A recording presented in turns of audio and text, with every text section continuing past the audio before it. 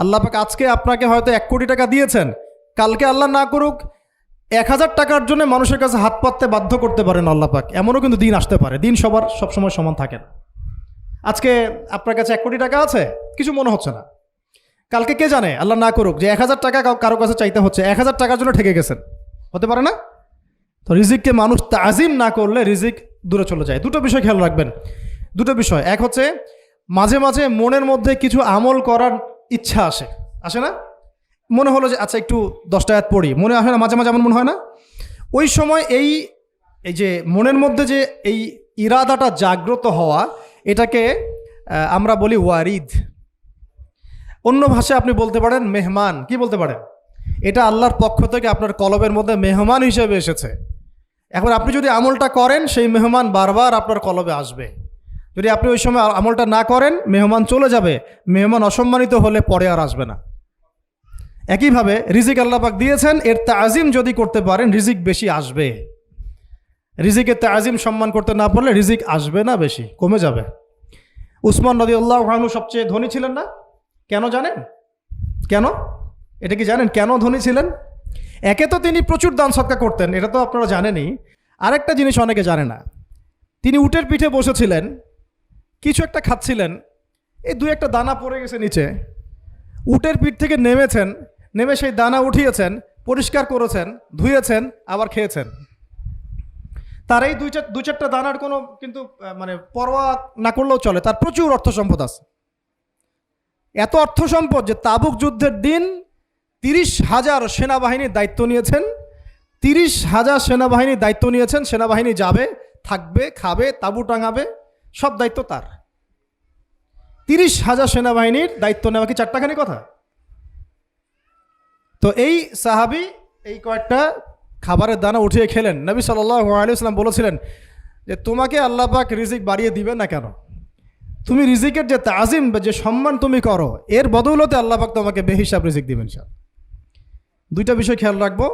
আমলের মেহমান হৃদয়ের মধ্যে আসলে তাকে ফিরায় না দেওয়া, তাহলে সেই মেহমান কিন্তু আর আসবে না। মেহমানকে মূল্যায়ন করলে মেহমান বারবার আসবে ইনশাআল্লাহ। আর রিজিকের তাজিম না করলে রিজিক কিন্তু আপনার ঘরে বেশি বেশি আসবে না। এমনি তো হারামের যুগ, এমনি সুদের যুগ, এমনি ঘুষের যুগ।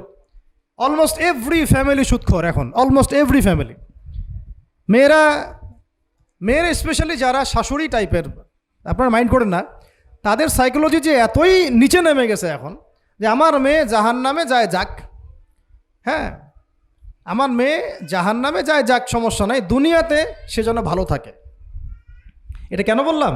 একটা সুদখোরের ঘরে তুলে দিতে সে দ্বিধাবোধ করতেছে না, একটা দুর্নীতিবাজের ঘরে তুলে দিতে দ্বিধাবোধ করতেছে না, একটা ঘুষখোরের ঘরে তুলতে দ্বিধাবোধ করতেছে না, হ্যাঁ একটা মানে কি বলবো মাদক সেবী, ড্রাগ অ্যাডিক্টেড বা এই যে আর কি বলবো ফাসেক জালেম, এই ধরনের ঘরে উঠাই দিতেও সে দ্বিধাবোধ করছে না। 5তলা বাড়ি চাই আমার, আর কি আমার মেয়ে 5তলা বাড়ি থেকে সুখে থাকবে। এই যে সুখের ডেফিনেশন এখানে দিয়েছেন আপনারা। এই জন্য কত হাজার হাজার মেয়ের জীবন নষ্ট করে দিয়েছেন আপনারা। আমার কথা মাইন্ড করে না, হাজার হাজার মেয়ের জীবন মায়েরা নষ্ট করে দিয়েছে, শুধুমাত্র মেয়েদের দুনিয়াবি সুখ এর সংজ্ঞাটা বুঝতে ভুল করার কারণে। এর নাম যদি সুখী হইতো তাহলে অমুসলিমরা সুখী না কেন? পশ্চিমারা সুখী না কেন? ওরা আত্মহত্যা করে কেন? এভাবে মেয়েদের জীবন নষ্ট করেছেন। অথচ অল্প যদি হালাল রিজিকও হতো, আল্লাহ পাক তাকে বরকত দিতেন, সুখে থাকতো। তা আল্লাহ পাক আপনাদেরকে রিজিকের মূল্য বোঝার, তাজিম করার তৌফিক দান করেন, আমিন। তো অনেক ভিতরে চলে যাচ্ছে আমি, সময় আমাদের হাতে আরও শর্ট হয়ে আসতেছে। তো এখানে একটা কথা বলে দিব যে রিজিকের প্রসঙ্গ যেহেতু আসছে, যে হালাল খেতে হবে আমাদেরকে, হারামের দ্বারস্থ হওয়া যাবে না। আপনার স্বামী যদি হারাম খায়, আপনি স্বামীকে বুঝান, তাকে ওই চাকরি ছেড়ে দিতে আপনি উৎসাহিত করেন। আমি আপনাদেরকে একটা অনেস্টির সাথে একটা কথা বলি, যত এই যে প্রশাসনে যত ঘুষখোর আছে, ঠিক আছে, যত দুর্নীতিবাজ আছে, যত মাদক সেবী আছে, মাদকের ব্যবসায়ী আছে, যত সুদখোর আছে, এরা সবাই কেন এই খারাপ কাজগুলো করে জানেন? তার স্ত্রীকে ভালো রাখার জন্যে, তার মাকে ভালো রাখার জন্যে, তার সন্তানদেরকে ভালো রাখার জন্য। তাহলে স্ত্রী হিসেবে, সন্তান হিসেবে, মেয়ে হিসেবে আপনি বলবেন যে আমাদের এইসব ভালোর দরকার নাই আব্বু, হে আমার প্রিয় স্বামী, আমার এসব ভালোর দরকার নাই। হে আমার ছেলে, আমার এসব ভালোর দরকার নাই, তুই হালাল পথে থাক, ওইখানে তুই আমাকে ডাল ভাত খাওয়া, আমি খুশি আছি। এইভাবে আপনারা তাদেরকে মোটিভেট করেন, দেখবেন সমাজে হারাম কমে গেছে ইনশাআল্লাহ। আর হারাম খাওয়া এই ছেলে মেয়েগুলোও কিন্তু মানুষ হবে না। হারাম খাওয়া যে ছেলে মেয়েগুলো রক্ত মাংস করে উঠছে, এরাও কিন্তু মানুষ হবে না। আল্লাহ পাক আমাদেরকে হালাল খাওয়ার তৌফিক দান করেন, এবং হালালের জন্য আপনাদের ভূমিকা অনেক বেশি। আমরা উত্তরবঙ্গ সহ দেশের বিভিন্ন জায়গায় সফর করে যেটা দেখেছি, যত সুদী এনজিও আছে না, এনজিওগুলোর মধ্যে মহিলাদের নামই বেশি, জানেন? মহিলাদের নাম বেশি সুদী এনজিওতে। তো এই দাওয়াতগুলো আমরা মা বোনদেরকে দিতে চাই যে কোন অবস্থাতে যেন হারাম রিজিকের দিকে আপনারা না ধাবিত হন, এবং রিজিকের তাজিম করেন, পরিবারের মধ্যে হৃদ্যতা ভালোবাসা বজায় রাখেন, একে অপরকে বিশ্বাস সম্মান এবং শ্রদ্ধা করেন। ইনশাআল্লাহ তাআলা আপনাদের পরিবারও সুখী হবে, রিজিকও সুন্দর হবে, এবং রিজিকে বরকত হবে ইনশাআল্লাহ।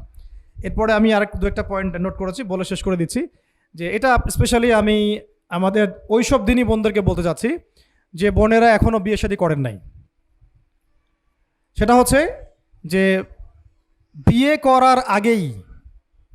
করার আগেই দিনের বেসিক লেখাপড়া শেষ করেন। এত পাগল হওয়ার দরকার নেই। চরিত্র হেফাজত হচ্ছে না, রোজা রাখেন,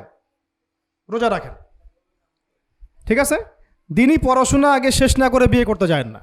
বহু আলেমা যারা মাদ্রাসা লাইনের ছাত্রী ছিল, দিনই পড়াশোনা শেষ না করে বিয়ে পিড়িতে বসার কারণে কেরিয়ার ধ্বংস হয়ে গেছে। বিয়ে পরে করেন, আগে পড়াশোনাটা, তুলনামূলক পড়াশোনাটাকে শেষ করে নেন। তুলনামূলক পড়াশোনা শেষ করতে 18 থেকে 20 বছর বেশি লাগে না।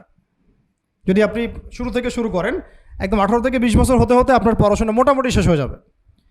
আর যে সাবজেক্টগুলো বললাম আমি, ওইগুলোই বেসিক পড়াশোনা।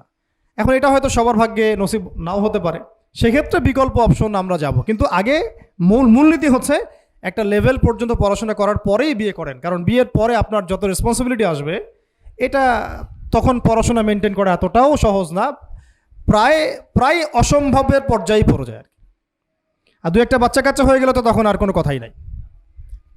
তাহলে আপনারা কি আমাদেরকে আয়েশা রাদিয়াল্লাহু আনহার মতো একটা প্রজন্ম দিতে পারবেন না? যদি এটা আপনাদের উদ্দেশ্য হয়, সেক্ষেত্রে কি পড়াশোনা শুরু থেকে করা উচিত না? এখন এই সুযোগটা আমাদের সব বোনদের সামনে হয়তো থাকে না, এই জন্য আমরা বললাম যে বিকল্প অপশনগুলোতে আপনারা দিন শেখার চেষ্টা করেন। আর এরপরে যখন বিয়ে করবেন, পড়াশোনা মোটামুটি শেষ হয়েছে, বিয়ে করবেন, এখন 18-20 বছর বয়স হয়ে গেছে, এখন আল্লাহর ওয়াস্তে দুনিয়াবি বিষয়কে সর্বোচ্চ অগ্রাধিকার দিয়েন না। আজীবন পস্তাবেন, এবং একবার পস্তানো শুরু করলে এই পস্তানো আজীবনও শেষ হবে না। তখন মেইল করে মেসেজ করে কোনো লাভ হবে না, কারণ আপনি বিয়ের আগে দিনকে প্রাধান্য দেন নাই, বরং দুনিয়াকে প্রাধান্য দিয়েছিলেন। আপনি বিয়ের আগে দিনকে প্রাধান্য দেন নাই, বরং দুনিয়াকে প্রাধান্য দিয়েছেন। যখন আপনি সবসময় পরকালকে, আল্লাহকে, তার রাসূলকে প্রাধান্য দিবেন, দিনকে প্রাধান্য দিবেন, দুনিয়া আল্লাহই গুছিয়ে দিবেন। আর যখন আপনি দুনিয়াকে সর্বোচ্চ অগ্রাধিকার দিবেন, দিন আপনার কাছ থেকে দূরে সরে যাবে। দিনের একটা গায়রত আছে, একটা ব্যক্তিত্ব, দিনের একটা স্বতন্ত্র গায়রত আছে, সে সবার কাছে ধরা দেয় না। যে তাকে মূল্যায়ন করে তার কাছেই দিন আসে, যে তাকে মূল্যায়ন করে না তার কাছে দিন আসে না। তো দিনদার ছেলেকে প্রাধান্য না দিয়ে বিয়ে করতে যায় না, জীবনটা ধ্বংস হয়ে যাবে। হ্যাঁ, আমি বলছি না দিনদার ছেলে মাদ্রাসাতেই থাকে, না, ইঞ্জিনিয়ার লাইনেও থাকতে পারে, ডক্টরও হতে পারে, ইঞ্জিনিয়ারও হতে পারে, কিন্তু এটা বাহ্যিকভাবে এটাকে জাস্টিফাই করাটাও ডিফিকাল্ট। কিছু ক্রাইটেরিয়া দেখে আপনি একটু আন্দাজ করতে পারেন, পুরোপুরি হয়তো কখনোই বুঝতে পারবেন না। সেটা হচ্ছে দিনের প্রতি তার ফিকির কেমন, দিন নিয়ে তার কাজ কেমন, তার লাইফস্টাইল কেমন, তার পরিবার কেমন, কোন পরিবেশে সে বড় হয়ে উঠেছে, তার একাডেমিক্যাল সার্টিফিকেট কেমন, তারপরে তার দাওয়াতের মেহনতে অ্যাক্টিভিটিস আছে কিনা, বা ব্যবসা হালাল কিনা, বা চাকরিটা হালাল কিনা, নামাজ ঠিক আছে কিনা, তার মধ্যে সুন্নাহ আছে কিনা, এগুলো কিছু বাহ্যিক সাইন যেগুলো দেখে আমরা একটা আইডিয়া নিতে পারি। তারপরে বলবো যে এখানে 100% আপনি এনশিওর হতে পারবেন না, ওইটা আল্লাহ পাকের হাতে। তো ওইটাও যদি এনশিওর করতে চান তাহলে কি করতে হবে? তাহলে নিজেকে দিনদার হতে হবে। আমি নিজে যদি ভালো দিনদার হই তাহলে ইনশাআল্লাহ আল্লাহ পাক আমাকে দিনদার স্ত্রী দিবেন। নিজে দিনদার না, তাহলে কি রেডিমেড দিনদার ছেলে আসবে? কখনই আসবে না। দোয়া করতে হবে, রব্বানা হাব লানা মিন আজওয়াজিনা ওয়া যুররিয়াতিনা কুররাতা আয়ুন ওয়াজআলনা লিল মুত্তাকিনা ইমামা। দোয়া করতে হবে যে রব্বি হাবলি মিনাস সালিহিন, রব্বি হাবলি মিন লাদুনকা যুররিয়াতান তাইয়্যিবা ইন্নাকা সামিউদ দুআ। এই বিষয়গুলো দেখে খেয়াল রাখবেন। আর শরীয়তের মেজাজ মাথায় রাখা। শরীয়তের মেজাজের কথাটা আজকে এই জন্য বলছি যে আমরা আমাদের দেশে যে প্রবলেমটা দেখি, ইসলামের পূর্ণাঙ্গ বিষয়গুলো মানুষ মাথায় রাখতে চায় না। ইসলামে যেমন নামাজ, রোজা, হজ, যাকাত আছে, ইসলামে কিন্তু দাওয়াত, তাবলিগ, জিহাদও আছে, তাই না? ইসলামে কিন্তু শরিয়া আইনও আছে, হুদুদ, কিসাস আছে, ইত্যাদি আছে। আমাদের সমাজে দেখেন নামাজ শব্দ পরিচিত কিন্তু কিসাস শব্দ পরিচিত না। কিসাস মানে কয়জন জানেন যে কিসাস শব্দ অর্থ কি? অনেকেই জানে না। কিন্তু কিসাস একটা কোরআনের একটা ফান্ডামেন্টাল বিধান যে কেউ যদি আপনার চুরি করে হাত কেটে ফেলতে হয়, কেউ যদি ব্যভিচার করে বেত্রাঘাত করতে হয়, বিবাহিত হলে রজম করতে হয়, কেউ যদি মোরতাদ হয় তারও মৃত্যুদণ্ড শাস্তি আছে, কেউ শাতেমে রাসূলকে গালি দিয়েছে তারও মৃত্যুদণ্ড আছে। এরকম অনেক বিধান আছে, হুদুদ এবং কিসাস আছে। হত্যার বদলে হত্যা, চোখের বদলে চোখ, জানের বদলে জান। আমাদের সমাজে এগুলো পরিচিত না। নামাজ পরিচিত কিন্তু, তাসবিহ তাহলিল পরিচিত, ঠিক আছে? এরকমই সমাজেও বহু বিবাহ এটা অপরিচিত। হ্যাঁ, আপনি একটা বিয়ে করে বাইরে 4টা 5টা 6টা মেয়ের সাথে খারাপ সম্পর্ক করলে সমাজ এটাকে প্রমোট করে, এটাকে কাছে আসার গল্প নাম দেয় আর কি। কিন্তু একটা মেয়ের পুরো জীবনের রেসপন্সিবিলিটি আপনি নেবেন হালালভাবে, তখন সমাজ আপনাকে বাঁকা চোখে দেখবে এবং বিতর্কিত করবে। তো আমরা এখনও ওই ইসলামের ওই মেজাজে যাইতে পারি নাই। আমার মেয়েকে বড় করার সময় এটা তার মাথায় ছোট থেকে দেওয়া উচিত যে হ্যাঁ, ইসলামে কিন্তু বহু বিবাহের ব্যাপারও আছে, ওকে ওইভাবেই ওই মেজাজেই বড় করা উচিত। এখানে আরেকটা প্রশ্ন আসতে পারে যে এটা তো ঐচ্ছিক। অবশ্যই ঐচ্ছিক, কেউ চাইলে করতে পারে, কেউ চাইলে নাও করতে পারে, সবার উপর এটা ফরজ না, কখনোই না। এবং এটাকে আমরা বড় স্কেলে এটাই সুন্নত এটাও বলতে পারবো না। ওইটা একটা নির্দিষ্ট প্রেক্ষাপটে অ্যাপ্লাই করার বিষয় ছিল। যেমন উহুদের যুদ্ধ হয়ে গেছে, অনেক মেয়ে এতিম হয়ে গেছে, এখন এই মেয়েগুলোর দায়িত্ব কে নিবে? বহু বিবাহের ব্যাপারটাতে আসলো তখন সূরা নিসার আয়াত যে তোমরা এখন পছন্দ হলে মাসনা সুলাসা রুবা করতে পারো। এটা কাউকে ফরজ করা হয় নাই, কারো উপরে ফরজ করা হয় নাই। যার সামর্থ্য আছে তোমরা করতে পারো, খালাস। ওই মেয়েগুলোর দায়িত্ব নিয়ে নেওয়া হলো রাষ্ট্রীয়ভাবে, এবং তারা সম্ভ্রম পেল, সম্মান পেল, গার্ডিয়ানশিপ পেল, তাদের সমস্ত অধিকার ফিরে পেল।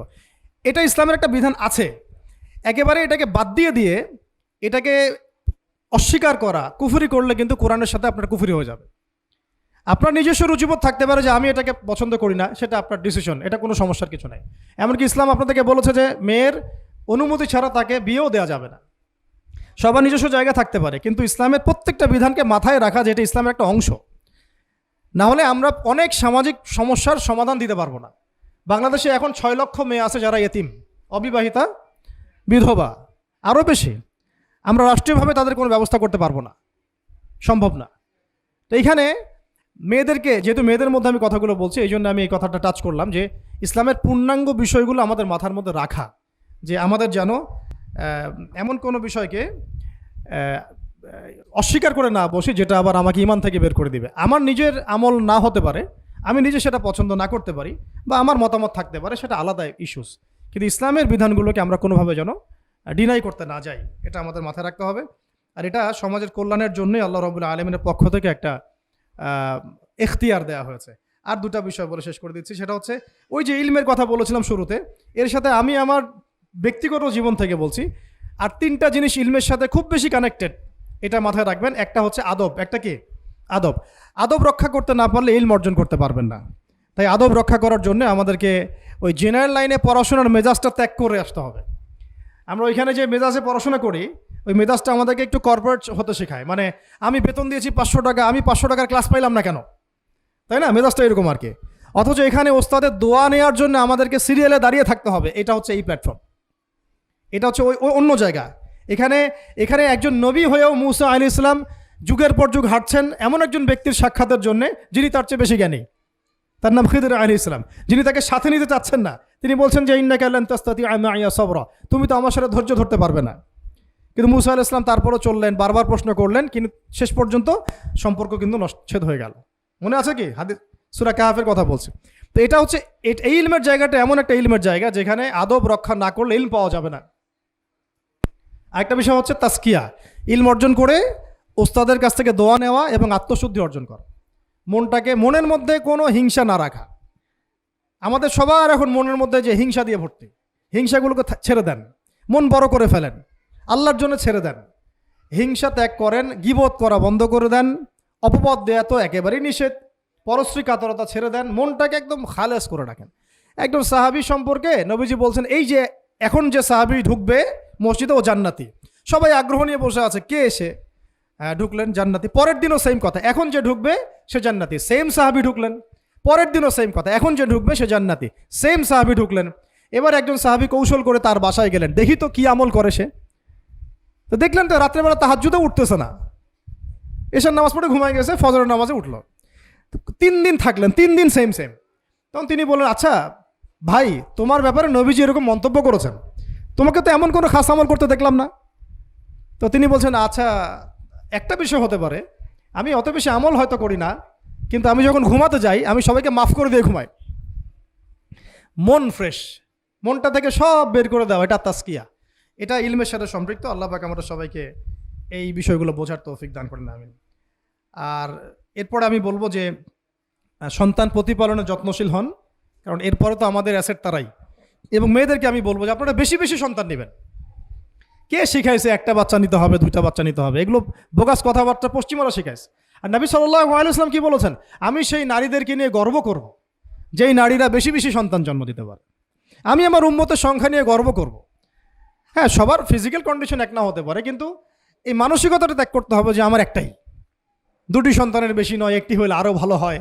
এইসব পশ্চিমা তন্ত্রমন্ত্র বন্ধ করতে হবে, ঠিক আছে? এরপরে বলবো যে মিডিয়া দিয়ে, আচ্ছা, এই সন্তান প্রতিপালনের ক্ষেত্রে একটা কথা বলে দেই যে প্যারেন্টিংয়ের অনেক বই বাজারে বের হয়েছে, প্যারেন্টিং টিপস আছে। এই প্যারেন্টিংটা নিয়ে আলাদা ইনশাল্লাহ একদিন সেশন করবো, এখানে অনেক কথা বলার আছে। সন্তান প্রতিপালন একটা শিল্প, সন্তান প্রতিপালনটা একটা শিল্প, খুব ধৈর্যের কাজ, সবরের কাজ, লেগে থাকার কাজ। সন্তানকে সময় দেওয়া, ওর খাবারের দিকে খেয়াল রাখা, ওর মানসিকতার দিকে খেয়াল রাখা, ওর ফিজিক্যাল অ্যাক্টিভিটিস দিকে খেয়াল রাখা, ওর মানে আত্মা দূষিত হয়ে যাচ্ছে কিনা এটা খেয়াল রাখা, ওর ভালো একাডেমিক পরিবেশ নিশ্চিত করা, ভালো ওস্তাদ দেওয়া, ওর সাথে মেশা, ওকে আদর করা, অনেক কিছু আছে। এটা নিয়ে ইনশাল্লাহ আমরা একদিন আরেকটা সেশন করবো ইনশাল্লাহ। তো সন্তান প্রতিপালনের সাথে আমি বলবো যে প্রচলিত যে মিডিয়াগুলো, এই জি বাংলা, স্টার জলসা, এই যে পিছনে লেখা আছে যে অপসংস্কৃতি, এক কথায় বিজাতীয় অপসংস্কৃতি, এই মিডিয়াগুলো বাসা থেকে বন্ধ করে দেন বা একেবারে। টেলিভিশনের দরকার নেই বাসায়। অনলাইনে আমরাও কিছু কিছু ক্ষেত্রে আসলে আমরাও অনলাইনের মধ্যে ডুবে গেছি। আমি নিজেও ফিকির করছি, চেষ্টা করছি এখান থেকে বের হওয়ার জন্য। আপনারাও বের হন, মানে প্র্যাকটিক্যাল জীবনে আসেন। এটা একটা ভার্চুয়াল জগৎ, এখান থেকে আমরা যা দেখি এটা আমাদের মাথার মধ্যে প্রভাব বিস্তার করে। বহু সামাজিক ঘটনা এবং পারিবারিক অঘটন এই ফেসবুক, ইউটিউব থেকে হচ্ছে। এই কন্টেন্টগুলো দেখা আমাদেরকে বন্ধ করতে, বাস্তবতার সাথে এগুলো কোনো সম্পর্ক নাই। আমাদের কিতাব পড়ার অভ্যাস বেশি করে বাড়াতে হবে, ওস্তাদদের সহবতে যাওয়া, আমল করা, কান্নাকাটি করা, দোয়া করা, ইস্তেগফার করা, আল্লাহর সাথে কানেকশন। আল্লাহ পাক আমাদেরকে মিডিয়ার এই রং ঢং বলি আমি, মিডিয়ার এই রং ঢংগুলো ত্যাগ করতে হবে। মিডিয়া একটা কিছু দেখলে আমাকে কেন কিনতে হবে? কেন আমি একটা মিডিয়াতে দেখলাম যে এরকম একটা নতুন অর্নামেন্টস আসছে, আমাকেই কেন কিনতে হবে? কেন আমি ওইটার জন্য আবার বাসায় চাপ দিব? কেন ওইটা আমি আমার পরিবারে ফাসাদ সৃষ্টি করার কারণ হবে? প্রয়োজন নাই। আর আমাদের মানে মাদ্রাসার মেয়েদেরকেও এসব থেকে দূরে রাখতে হবে, মিডিয়া থেকে দূরে রাখতে হবে। মানে সব মিডিয়া উপকারী না, বরং মিডিয়ার মধ্যে 99%ই ইসলামিক মিডিয়া না। যদি এটা হতো যে সব এর মধ্যে অ্যাটলিস্ট 10% ইসলামিক মিডিয়া, তাহলে বলতাম ওগুলো অ্যাটলিস্ট দেখেন। কিন্তু এখানে কিন্তু সেই সুযোগটাও পাচ্ছেন না। খুব কম মিডিয়া আমাদেরকে প্রকৃত বিষয়টা শেখায় এবং সত্যের কাছাকাছি নিয়ে আসে। বেশিরভাগ মিডিয়াই প্রতারণাপূর্ণ এবং কর্পোরেট সেকশন, এগুলো থেকে আল্লাহ পাক আমাদেরকে দূরে থাকার তৌফিক দান করেন। এবং এই কালচারগুলো ছেড়ে দেন। হিন্দুদের কালচারের সাথে আমাদের কী সম্পর্ক? আমরা মুসলিম, আমরা মুহাম্মদ সাল্লাল্লাহু আলাইহি ওয়াসাল্লামের উম্মাহ। আমাদের সাথে মুশরিকদের কী সম্পর্ক? আমাদের সাথে ইহুদিদের কী সম্পর্ক? আমাদের সাথে খ্রিস্টানদের কী সম্পর্ক থাকতে পারে? আমরা কেন ওদের সংস্কৃতি গ্রহণ করব? কিসের জন্মদিন, কিসের মৃত্যু দিবস, হ্যাঁ, কিসের এসব গায়ে হলুদ, কিসের এসব বৌভাত, এগুলো কি? এগুলোর সাথে আমাদের কী সম্পর্ক? আমাদের সাথে সম্পর্ক হচ্ছে হিজাবের, সালাতের, তাসবির, সিজদার, জায়নামাজের, আতরের, খুশবুর, মিসওয়াকের। আমাদের সাথে এগুলোর সম্পর্ক। আমাদের সাথে সম্পর্ক হিজাবের। আমাদের সাথে সম্পর্ক ইসলামিক ক্যালিগ্রাফির, আমাদের সাথে সম্পর্ক কোরআনের, হাদিসের, সিরাতের, লেখাপড়ার, ইলমি পরিবেশের, তাসাউফের। এগুলো আমাদের কালচার। তো কালচার খুব ইম্পর্টেন্ট। কালচার থেকে দূরে সরে গেলে আমাদের আকীদা নষ্ট হয়ে যায়। আল্লাহ পাক আমাদেরকে আমাদের কালচার ধরে রাখার তৌফিক দান করেন। আর দুটো কথা হচ্ছে হিজাবে কঠিন হন, হিজাব একটু কঠোর হয়ে যান। এটা নিয়ে হয়তো আলোচনা শুনেছেন আপনারা, আমি জানি না পয়েন্টটা এসেছিল কিনা। তো হিজাবে আরও অনেক কঠিন হতে হবে আমাদেরকে, আস্তে আস্তে আরও। একবারে তো হয়তো আপনারা সব কিছু শক্ত করে ধরতে পারবেন না, অ্যাটলিস্ট আপনার ধারাবাহিকতা বজায় রাখ। হিজাবে অনেক কঠিন হওয়ার চেষ্টা করি। আমাদের অনেক দিনই বোনকে আমরা একটু ক্যাজুয়াল দেখি হিজাবের ব্যাপারে, এটা থেকে আপনার বের হওয়ার তৌফিক দান করেন, আমিন। আর একটা মেয়েদেরকে একটা নসিহত করবো, স্পেশালি যে অল্পে তুষ্ট থাকেন, অল্পে তুষ্ট থাকেন, ইনশাল্লাহ জীবনে সুখী হয়ে যাবেন ইনশাল্লাহ। আর শেষ কথা হচ্ছে আলেমা হওয়ার চেষ্টা করেন, আলেমা হওয়ার চেষ্টা করেন, দায়ী হওয়ার চেষ্টা করেন, এবং মেয়েদের মধ্যে ব্যাপক দাওয়াতি কাজ করার চেষ্টা করেন। এইটা জীবনের লক্ষ্য উদ্দেশ্য বানায় নেন ইনশাল্লাহ। আপনার জীবনের লক্ষ্য যদি এমনই হয়, দেখবেন এমনই জীবন সঙ্গিনী আপনি পেয়েছেন যার জীবনের লক্ষ্যও সেম, তখন দুজনে মিলে আপনি কাজ করতে পারবেন ইনশাল্লাহ। আমাদের এখন প্রচুর আলেমা দরকার, আমাদের প্রচুর দায়ী বোন দরকার, আমাদের মুআল্লিমা শিক্ষিকা বোন দরকার, ঠিক আছে? আমাদের প্রত্যেকটা ডিপার্টমেন্টে এরকম যোগ্যতা সম্পন্ন দিনী বোনদেরকে দরকার। তো এইটা তো আর একা আমাদের পক্ষে গড়ে তোলা সম্ভব না। তাই সবাই আমরা যদি হাত লাগাই এবং আমাদের উম্মাকে নিয়ে ফিকির করি, ইনশাআল্লাহ তাআলা আজকে যে বিষয়গুলো আলোচিত হলো এগুলো ইনশাআল্লাহ শুধু তাত্ত্বিক কথাবার্তায় সীমাবদ্ধ থাকবে না, ইনশাআল্লাহ বাস্তবেও রূপ লাভ করবে।